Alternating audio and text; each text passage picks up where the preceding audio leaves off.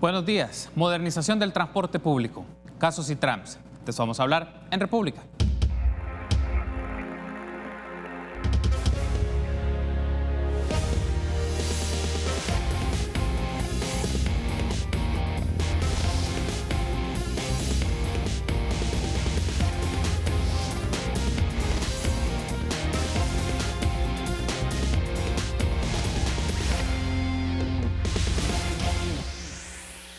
Muy buenos días, qué gusto que nos acompañe en una nueva edición de República. Les saluda Carlos Monterrosa, es un agrado que nos acompañe por la mañana, jueves 13 de junio del año 2019, como siempre dedicados para ofrecerle a usted diversos análisis de la realidad de nuestro país. Continuamos hablando un poco del caso Citrams. Ayer tuvimos la perspectiva de Aldo Cader, magistrado de la Sala de lo Constitucional, en la cual él nos ofreció la argumentación jurídica para emitir la sentencia y resolución que se hizo pública hace un par de días. Hoy tendremos la postura de transportistas, de empresarios del sector transporte para escuchar su apreciación de dicha resolución, pero lo que significa posteriormente este caso en concreto y cuáles son algunas de las ideas o apuestas para la modernización del transporte público de pasajeros y también cuál es la perspectiva que ellos tienen de las nuevas autoridades al frente del Viceministerio de Transporte. Y es un gusto para mí recibir a Genaro Ramírez, representante de la Asociación de Empresarios de Autobuses del Salvador, AEAS.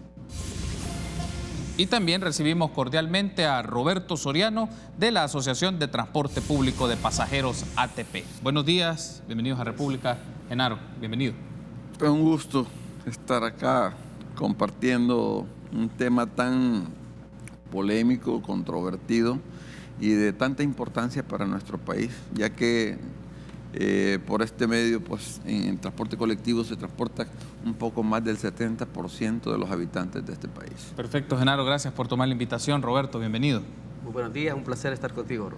Bueno, tenemos varios elementos que poner en discusión, en especial un poco tras el conocimiento que se tiene, Genaro, de la sentencia de inconstitucionalidad sobre el procedimiento, la concesión, en este caso, que no se dio y que lo que marcó la implementación del Citrams. ¿Qué viene ahora, Genaro? ¿Cuáles son los siguientes pasos a ejecutar desde la perspectiva de AEAS? Mira, nosotros estamos un poco confundidos, digamos, porque la lógica jurídica, a mí un doctor me dijo en derecho de que el derecho es lógico. Entonces, cuando se declara algo que es ilegal, lo lógico, valga la redundancia, es que las cosas vuelvan al estado en que se encontraban.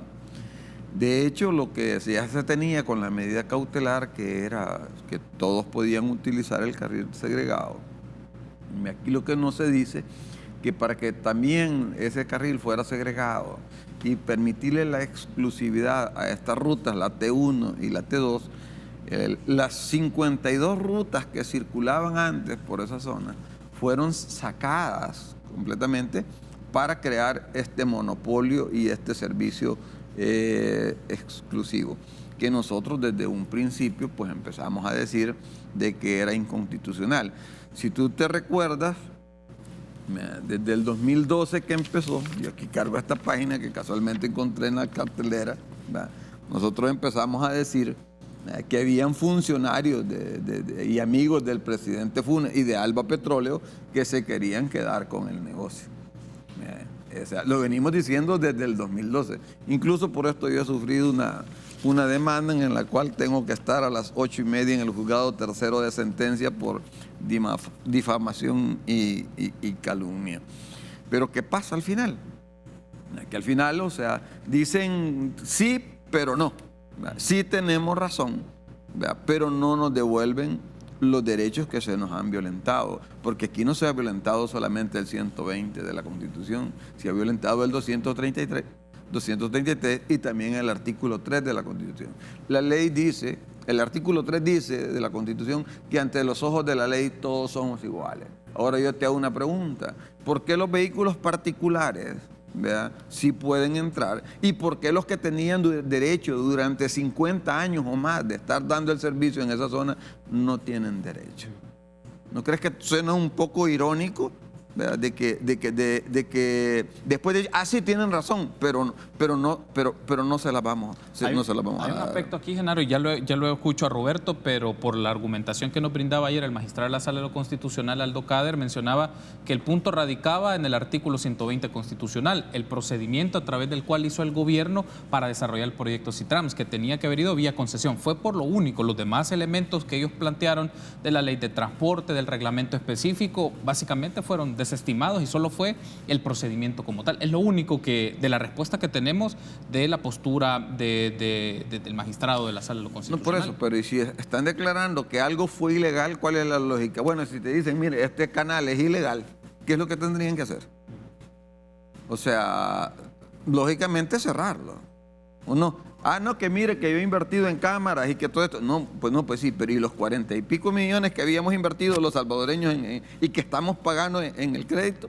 Y el terreno que le dieron en Soyapango el exalcalde Ruiz, y la parte del Parque Centenario que también le dio la alcaldía de San Salvador, la parte del parque infantil que también le dieron, que debieron, según estos dos artículos, el 233 y el 120, tuvieron que haber ido a la Asamblea Legislativa a autorizar la dación en comodato, lo que sea.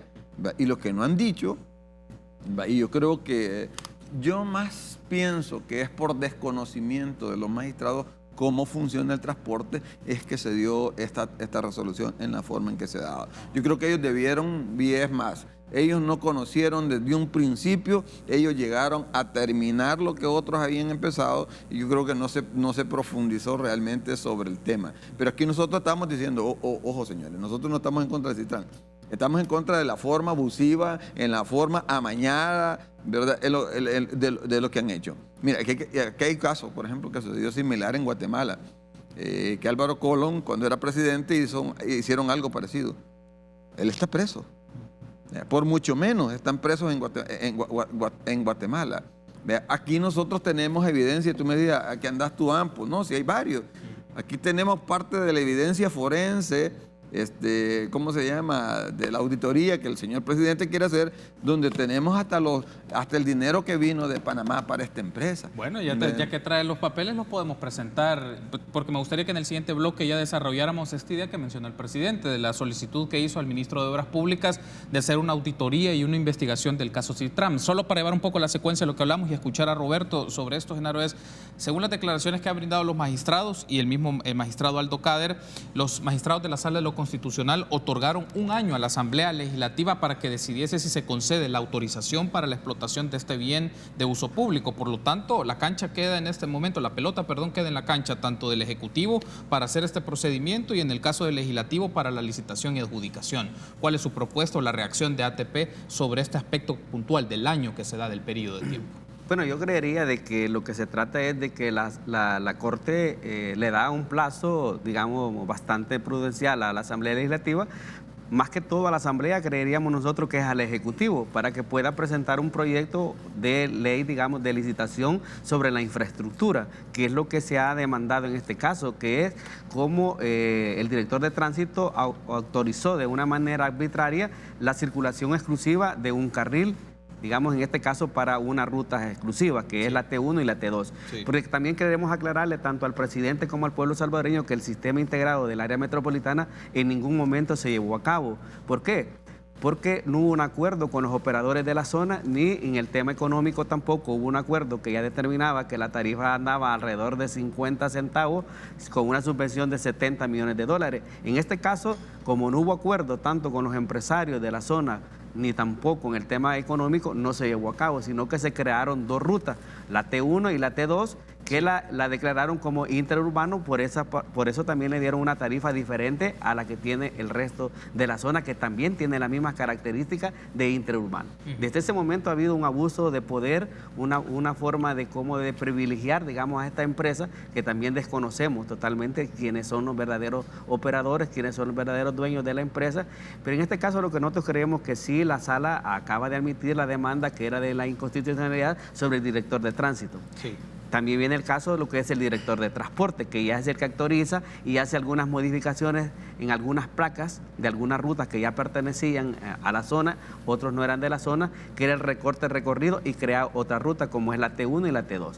En este caso lo que nosotros estaríamos viendo, qué es lo que va a hacer el presidente. Se va a seguir, el presidente Nayib Bukele va a seguir después de la auditoría que haga, nosotros vamos a esperar ese proceso, pero ¿qué va a pasar si en realidad el nuevo gobierno va a seguir dándole a esta ruta el mismo privilegio que le estaba dando el anterior gobierno, que era darles parqueos en Fenadesal, seguir dándole, digamos, los privilegios que tenían, como la seguridad, y al resto no lo va a seguir teniendo una tarifa diferente que no la tiene el resto también, que ya tenemos una demanda también en derecho de igualdad, porque no solo se los viola el derecho de tener las mismas condiciones del interurbano, sino que también el derecho económico, que ha sido una de las herramientas que utilizó el Viceministerio de Transporte para ahogar económicamente la zona y que nosotros cediéramos, como el caso de la COPAP, que lo comenzaron a tener un hostigamiento de sanciones continuas por luces, porque el conductor no andaba el carnet, porque se habían desviado de la ruta, por cualquier cosa llegaron a tener una cantidad de deuda, digamos,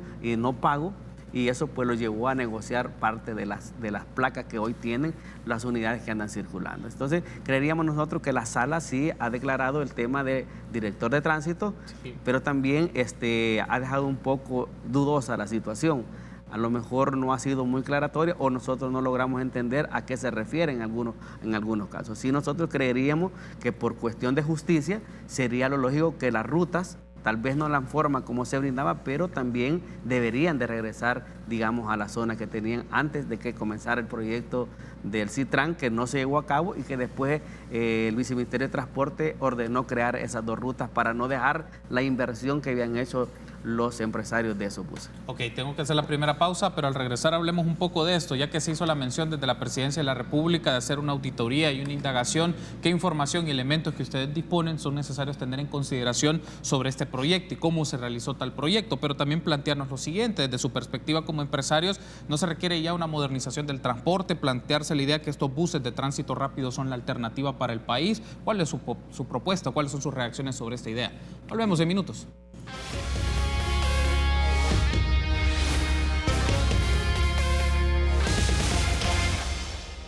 Gracias por seguir junto a nosotros en República. Continuamos hablando del caso Citrams y de la modernización del transporte público de pasajeros. Me acompaña Genaro Ramírez de AEAS y Roberto Soriano de ATP. Ahora, Genaro, el presidente primero solicitó desmantelar el Citrams, pero luego modificó su opinión para comunicar que el Citrams continuará funcionando de la forma que lo ha hecho mientras se hacen auditorías. Y un aspecto que usted mencionaba en el primer bloque, ahora lo podemos aprovechar ya que trae parte de la documentación que está a su disposición, es cuáles son aquellos asuntos que la nueva gestión debería de investigar respecto al proyecto Citrams y de la información que usted dispone para efectos de la opinión pública, de conocimiento de la opinión pública. Primero, ¿quiénes están detrás?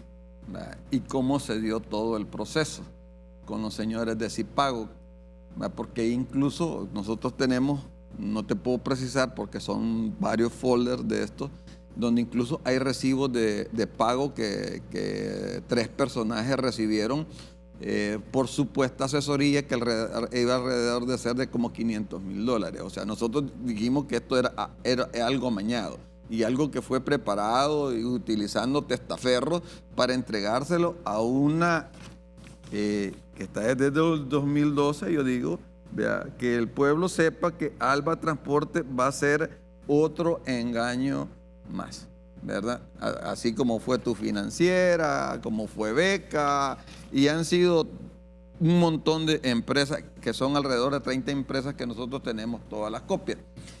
Y aquí en todo esto, nosotros señalamos y vimos, vea que salía un denominador común del representante legal en todas las empresas, incluyendo en Subes. ¿Quién es ese? Un señor de apellido Cortés Avelar. Ajá. Vea, que es el representante de todos los negocios de José Luis Merino. A lo mejor esto me cueste un poco el pellejo la vida, pero no me importa. Ya a estas alturas del partido, después de todo el daño físico, moral que me han hecho, económico, que me tienen muerto civilmente, no me preocupa. ¿Verdad? Pero yo creo que todo el mundo sabe, ¿verdad?, que detrás de todas estas empresas quien ha estado es este personaje. ¿Ya? y que este señor de apellido Cortés Avelar era uno de los testaferros que utilizaba, así como utilizaron de testaferro a los miembros de Cipago para que dijeran que el 75%, que también lo menciona la resolución de la sala, que estaban participando en ese negocio. Y yo te podría demostrar que ese 75% no es cierto que existe, que participaron en ese negocio. Aquí tú le puedes preguntar a cualquiera, incluso los mismos de Cipago no saben cómo opera ese negocio. Por ejemplo, que de los privilegios que tiene todo esto y que sería bueno que investigue el presidente, que porque el viceministerio creó delegados, porque pusieron soldados a cuidar las terminales, porque, ¿cómo se llama? Son empleados del viceministerio de transporte los que están administrando una terminal de integración. ¿Tú crees que si a mí no me pusieran los motoristas, me ponen guardia, me ponen policías a la orden, me arman la infraestructura, me dan un predio como el de Fenadesal para cuidar las unidades? O sea, y el que se meta y me hacen un carril exclusivo, o sea, yo no voy a tener un reverendo negocio. Además, me regalan 45 millones que estamos pagando todos los salvadoreños para explotar, que aquí lo menciona en la resolución. Perdóname, o sea, ahí se han cometido una serie de ilegalidades sin precedentes. Y por eso lo decía desde el 2012, porque este es del 28 del 2012, vea que este ha sido el proyecto más oscuro y perverso de las últimas dos administraciones. Usted menciona de que en principio había una representatividad de empresarios del 75%, dice que no es así. Que no es cierto. Entonces, ¿cómo podemos argumentar para que la gente lo tenga claro que no ha sido de esta manera, que no hay una diversificación empresarial, sino que esto se termina concentrando en pocas personas? Es decir, ¿cómo podemos entender, con qué evidencia podríamos sustentar esto? Porque aquí tenemos la evidencia, no tenemos tiempo para revisar todo lo... Pero las dos ideas principales, y dice, ¿qué evidencia? La evidencia tiene es que realmente el dueño de todo esto realmente era Alba Petróleo. Ellos tenían la mayor parte del dinero, porque incluso Cipago les debía un montón de plata. O al fin y al cabo, ni toda la plata que habían logrado recoger alcanzaba a sustentar. Cuando tú perteneces a una empresa y tú a esa empresa le debes más de tu participación, ¿quién realmente es el dueño? El que te ha prestado la plata. Por ejemplo, yo tengo un activo que un banco me ha prestado la plata. ¿Realmente quién es el dueño, yo o el banco? Si no le pago, ¿qué va a hacer el banco? Me embarga. Entonces, legalmente no eran ellos los dueños. Ellos simplemente fueron prestanombres. Y por supuesto, yo mencioné públicamente que a mí me ofrecieron plata para entrar en ese proyecto. Y yo no quise. O sea, yo no quise participar porque no lo consideré justo, de la forma atropellada en que querían, porque ya lo había vivido en el 2001 con la administración Flores, de la forma perversa en que se quisieron tomar el transporte y quieren tomarse el transporte. Porque el FMLN durante la guerra al transporte lo declaró como un objetivo militar, destruyendo 3.500 unidades. Y después, vea, con toda la plata que venía de Venezuela, que aquí tenemos las pruebas y las denuncias de los offshore que se crearon, que sacó el Faro ¿cómo se llama? En los papeles de Panamá, y que vino fondos, dinero de Panamá para fortalecer, ¿cómo se llama? El proyecto SUBE. Perdóname, o sea, que habría que hay donde investigar, o sea, no un rato. Es bien difícil en una hora mostrar todas las evidencias que tenemos, ¿me entiendes? Como para que el pueblo entienda, vea, cómo este plan fue tan perverso, y que algunos, vea, transportistas de la mesa, que ayer, por cierto, salió un pequeño grupo diciendo hasta que quieren 10 millones de dólares después de que anduvieron a la par del viceministro, apoyándolo en todo su proyecto, diciendo que se sienten afectados, cuando ni tan siquiera tuvieron el valor. Vea, que aquí está la resolución, a ver si aparecen como demandantes en contra del proyecto. Ya, incluso nosotros hemos puesto y pensamos poner más demandas. O sea, porque esto no queda acá. Y yo creo que lo ideal sería de que las nuevas autoridades, nosotros no queremos chocar con las nuevas autoridades, ¿verdad?, que nos sentáramos a buscarle una solución. Nosotros estamos de acuerdo con la modernización. Es más, tenemos proyectos presentados desde el 99, lo cual podría contribuir a resolver este tema. Ahora, si no quieren a los actuales operadores, el artículo 136 de la Constitución faculta al Ejecutivo a nacionalizar el transporte previa una justa indemnización. O sea, él puede hacer lo que más le parezca, incluso desmantelar, porque lo podía haber hecho y era lo correcto haber dicho, no, miren, o sea, aunque sea solo los particulares, pero esos buses salen porque se ha declarado que existe algo que fue ilegal.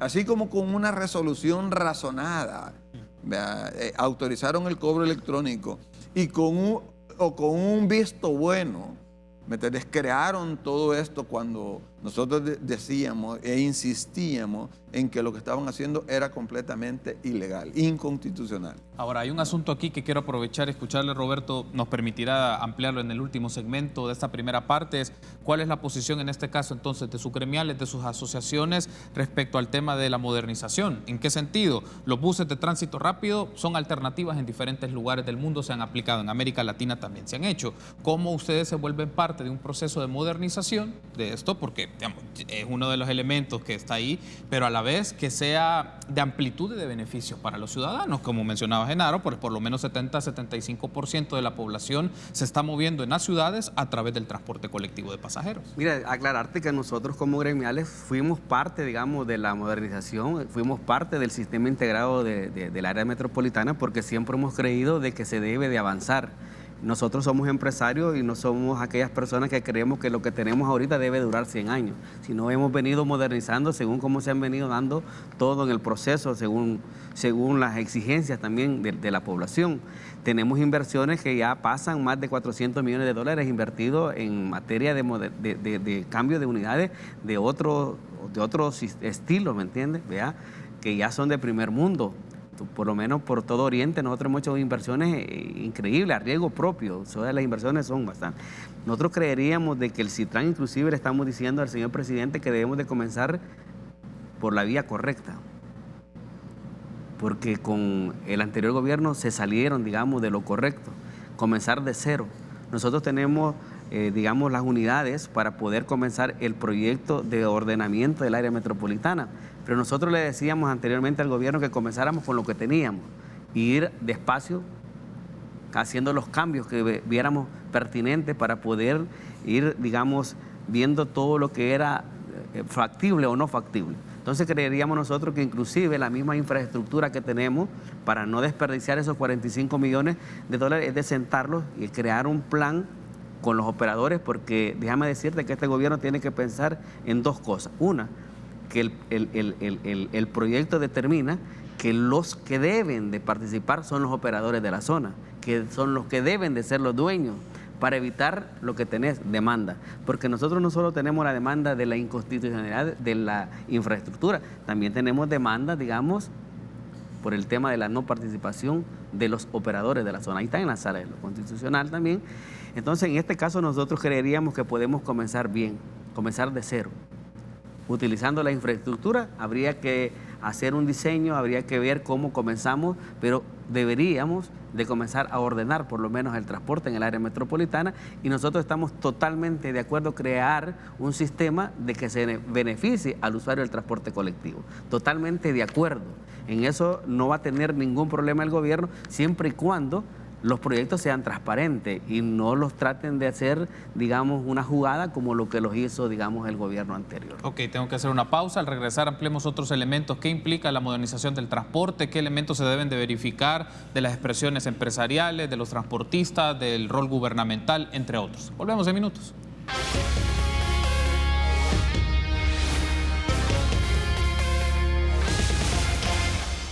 Gracias por continuar junto a nosotros en República. Leeremos algunos de los mensajes que han llegado a través de nuestras redes sociales, @RepúblicaSB33 en Twitter. Oscar Campos pregunta, esto sucedió el día de ayer, él adjunta una fotografía que ya va a salir en este momento, pero pregunta, ¿esta unidad es parte de las empresas AEAS o ATP? Alguno de los invitados ha dado los lineamientos a sus empleados para circular en el carril del Citrams, y él toma esta captura de un tuit de Tránsito BMT, de una unidad de transporte colectivo con desperfectos mecánicos sobre el Boulevard del Ejército a la altura de la estación Citrams. Bien, entonces retomando un poco ese comentario, Genaro, ustedes han brindado lineamientos a sus empleados para circular en el carril Citrams, y sin esa fotografía de esa ruta, de la ruta 29, si no me falla la vista, es la que se ha quedado en el carril Citrams.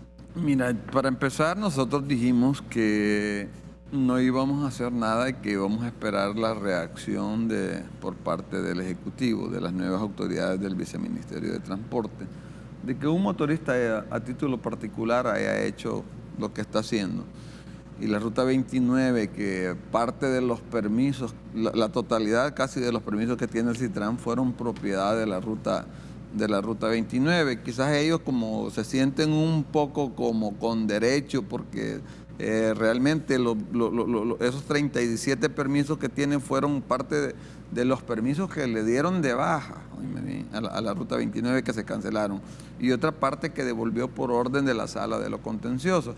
Aquí es donde te digo de que los magistrados no saben o no se percataron de que esos permisos se los quitaron a uno para dárselos a sus cheros.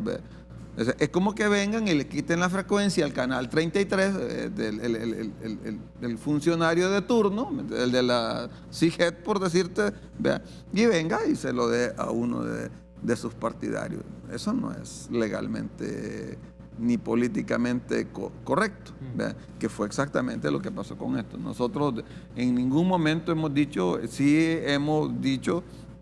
e insistimos que desde el momento en que se declaró que era ilegal lo que habían hecho, supuestamente cuando declaran que algo es ilegal, las cosas, según en derecho lógico, las cosas vuelven al estado en que se encontraban antes. Que ese carril pues era de uso público, y que las rutas que injustamente fueron sacadas para favorecer al Citram deberían de regresar. Ahora, y también porque la Corte no investigó un poco que se han prolongado de la terminal de integración a la terminal Nuevo Amanecer, violando la medida cautelar. Y porque también no investigaron que crearon la estación ahí en San José de la Montaña, una nueva estación, la construyeron ya con la medida cautelar. Si es que mira, o sea, perdóname, pero si algunos han violado la Constitución, y yo le he dicho, y lo he dicho públicamente, que la han utilizado de papel higiénico, han sido los dos últimos gobiernos del FMLN, que fueron los que criticaron los abusos de poder, el favoritismo, el clientelismo político, y que yo lo dije desde un principio, si la fábrica de empleo era el gobierno. Entonces, solo para tenerlo claro, en concreto, ¿cuál ha sido el lineamiento que ustedes les han dicho a sus afiliados, asociados para el tema del uso del Citram? En ningún momento hemos dicho que entren, sí hemos dicho que se tiene que respetar la resolución de la sala, y lo lógico sería, que así como los particulares tienen derecho, debería de restituirles lo afectado. Y esto lo que nos va a llevar es a una demanda por daños y perjuicios, porque así se ha afectado, y no solamente a los de Soyapango, sino que a todo el Gran San Salvador. Muy bien, tenemos más mensajes de redes sociales para ponerlos en pantalla, y en función de eso también tener la reacción de nuestros invitados que nos acompañan esta mañana. Bien, José Rafael Castro: nadie puede negar el éxito del proyecto, hasta envidiado por otros países. Lo que pasa es que las leyes no siempre favorecen a la población. Genaro defiende proyectos viejos, es uno de los comentarios. Luis Ibarra: pregúntele a Genaro, ¿cuándo van a renovar la flota de chatarra que tienen? Si van a pagar por el daño al medio ambiente, compensar por horas laborales perdidas por retraso gracias al caos que se crea, ¿hay algún pago por daños a las víctimas de accidentes que causan? Rafael Mengíbar: este tema pondrá tensos a la Asamblea Legislativa, al gobierno y a los privados. ¿Será necesaria la mediación técnica imparcial que piensen los usuarios que son los afectados o beneficiados? Bien, entonces ahí tenemos estas tres preguntas, Genaro, por alusión, porque hay preguntas hacia usted. Luego escucho a Roberto su apreciación sobre esto. Mira, en cuanto a la contaminación, o sea, ya hasta la ministra de Medio Ambiente despedida reconoció que el diésel era de mala calidad y eso es lo que contaminaba, que incluso acusó a 100 entre líneas que Alba Petróleo era la única que traía diésel con más de 5.000 partículas por millón. Lo ideal no sería 500 como las que tenemos, debería de ser 50 para disminuir la contaminación. Hay mucha gente que lamentablemente no entiende, o sea, habla porque oye y repite cosas sin saber. Mira, el problema del combustible, cuando tienes altos contenidos de azufre y en los tanques hay condensación de agua, y esto hay que saber un poco de química para saber qué es lo que ocurre. Al mezclarse el agua con el azufre se convierte en ácido sulfúrico. Eso daña las bombas de inyección, daña los motores y es por eso que ves las humazones, incluso carros nuevos, vehículos nuevos. Aquí parece que Audi trajo unas camionetas nuevas diésel, que a los meses se les arruinaron por la mala calidad del combustible, que no tuvieron el valor de decir, bueno, o sea, eso es mala suerte. A otra es la persona que dice que me gustan los proyectos viejos. Para la persona que dice eso, yo fui el primero en presentarle a Paco Flores un proyecto similar a este, lo que nosotros le llamábamos Metrobús, que eso fue lo que le despertó la ambición a los grupos de poder que estaban en el momento, el quedarse con el negocio, que incluso Paco Flores me metió a la cárcel por protestarle por lo que estaban haciendo en el 2001. Mira, a mí no me gustan las cosas viejas. Si a mí me dijera cada cuánto tiempo quiere cambiar los buses, te diría todos los años. El problema es que quién va a poder pagar una tarifa de esa magnitud. Y de ahí, del resto de cosas, yo creo que no podemos negar el maltrato que dan los motoristas. Ya, eso es obvio, pero eso se podría corregir. Y nosotros hemos propuesto un sistema de videovigilancia para darle seguridad a los usuarios dentro de las unidades, que esto impediría que los motoristas tengan un maltrato y tener un centro de monitoreo y con micrófono para poder interactuar y reprenderlo, con GPS para que no vayan a excesiva velocidad, ¿me entiendes? Tú hoy con la tecnología que existe en este momento puedes hacer maravillas. Solo hay un aspecto que quiero aprovechar y consultarles, Naro, porque estamos finalizando, pero quiero escuchar a Roberto sobre un punto. Eso usted mencionó recién que iban a también otras demandas por daños y perjuicios. ¿A quién van a demandar? Obviamente al viceministro de Transporte, pero como lamentablemente la Constitución dice que y hay una resolución de la Corte donde dijo que en primer momento pues responde el funcionario que cometió la violación y subsidiariamente el Estado. Obviamente el funcionario va a decir de que no tiene dinero. Es más, ya tenemos sentencias de la Sala de los Contenciosos donde obligan a indemnizar expeditamente a todas las personas que le cancelaron sus permisos de línea. O sea, esto no es nada nuevo para nosotros. Hemos ganado muchas batallas legales al Viceministerio de Transporte y yo creo que en esto, si se hace justicia, tienen que indemnizar por todos los daños y perjuicios que le han ocasionado a los operadores. Y esto, y que caigamos mal o que caigamos bien, en ningún punto de la Constitución dice que porque alguien cae mal, o sea, no pierde sus derechos. Muy bien, hay un aspecto acá antes de finalizar, porque quiero escucharlo, Roberto, y no lo quiero pasar por alto, porque hace un par de meses estuvo con nosotros un especialista, un consultor en temas de transporte colectivo, Saúl Castelar, y nos dio su apreciación de cuáles son aquellos problemas que afectan al transporte público. Escuchemos esas declaraciones y cerraríamos esta primera parte de República con su intervención. Veamos. En el tema del transporte colectivo, como tú bien lo señalas, tradicionalmente hemos estado acostumbrados o sometidos, digamos, a sufrir de un trato realmente malo por parte de lo que son los conductores. Y no es que quiera quitarle la culpa al conductor, pero creo que uno de los problemas que se han dado y que ha llevado a que se den las condiciones de circulación atroces que tienen estas personas es que no hay una verdadera regulación sobre el dueño de la unidad. Otra medida que podría ayudar, digamos, a mejorar un poco las cosas es aumentar la responsabilidad que el dueño de una línea tiene a la hora de que hay un accidente, porque normalmente esa responsabilidad se está quedando en muchas ocasiones nada más con el conductor de transporte y el dueño de la línea, el dueño de la línea, el operador, realmente no alcanza a sentir, digamos, ninguna responsabilidad en ese sentido. Como seguimos, digamos, con esos condiciones de operación que te obligan a que prácticamente tenemos en muchas unidades, en muchas rutas,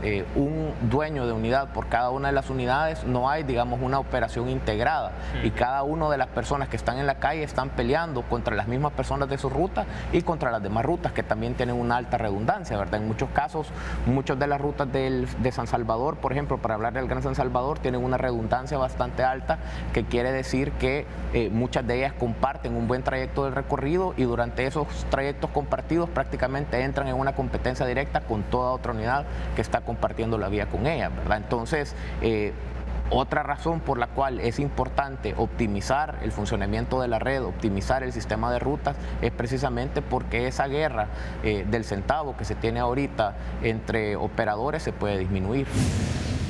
Bueno, entonces, Roberto, tener una reacción sobre lo que mencionaba Saúl Castelar. Mencionaba dos problemáticas: que debe existir mayor responsabilidad del empresario, por ejemplo, ante daños, accidentes que se pueden generar por transportistas, y dos, el tema de la redundancia sobre el flujo de varias unidades de transporte que genera un conflicto y una guerra que se materializa en las calles por disputarse a las paradas de autobuses y sobre todo a las personas en algunos tramos de la ciudad. Yo creo que él desconoce bastante el tema, porque en este caso siempre el empresario es el que ha tenido que asumir todas las responsabilidades de accidente. Y en el tema del desorden nosotros hemos venido denunciando, y no solo en esta época. Yo recuerdo en la época de Calderón Sol que acribillaron una cantidad de empresarios y conductores allá en la Panamericana, a la altura de los Lotiques, por la misma, digamos, clientelismo que estaban dando los funcionarios en su momento, creando rutas que no eran técnicamente factibles, y eso pues ha venido generando siempre ese conflicto de interés de rutas con otras rutas. Pero también tenemos que poner la responsabilidad que tiene, digamos, el Estado en el tema de la infraestructura. Por ejemplo, aquí en el área metropolitana tú ves que no hay ningún lugar donde haya una isleta para poder descender a los usuarios, y eso también te genera de una u otra manera un desorden. Nosotros estamos tratando de una u otra manera de bajarle un poco. Tú has visto, los accidentes fatales ya no existen, tratamos de disminuir lo más que podemos, pero hay cosas que realmente son cuestiones de tránsito, que es el conductor que se ve afectado en su momento, porque muchas veces aquí no se tiene la cultura de que el particular debería de respetar el colectivo. ¿Y ustedes cómo filtran en este caso a los conductores? Digamos, porque veo que la responsabilidad está en el conductor, pero también está en el empresario que lo selecciona. Tú puedes ver que tenemos sendas demandas en el Ministerio de Trabajo cuando son cesados de su trabajo por, digamos, esta forma de conducir, o en algunos casos que tenemos algunos acuerdos o contratos donde ellos tienen que financiar parte de los accidentes cuando nosotros determinamos que son ellos los responsables, porque no todo el tiempo son responsables los conductores del transporte colectivo, sino que hay otras cosas, otros aspectos que ocasionan el accidente. Por ejemplo, hay el particular, porque el autobús está parado en el eje vivo, él está pitando, está desesperado, pero es la parada que han otorgado, porque lamentablemente el transporte colectivo anda casi como el de la basura. Tú venís detrás de un carro de la basura de la alcaldía y venís detrás de él porque él viene recogiendo la basura. No tenemos la cultura que hay un lugar específico donde van a recoger la basura los carros. Entonces, el autobús igual, pues no hay lugares específicos donde tienen que descargar. Por eso te decía que en el tema del Citran es algo que podríamos rescatar, cómo se han creado las paradas para el usuario y cómo llega uno a abordar los pasajeros. Entonces, en el tema habría que crear las condiciones para cambiar bastante.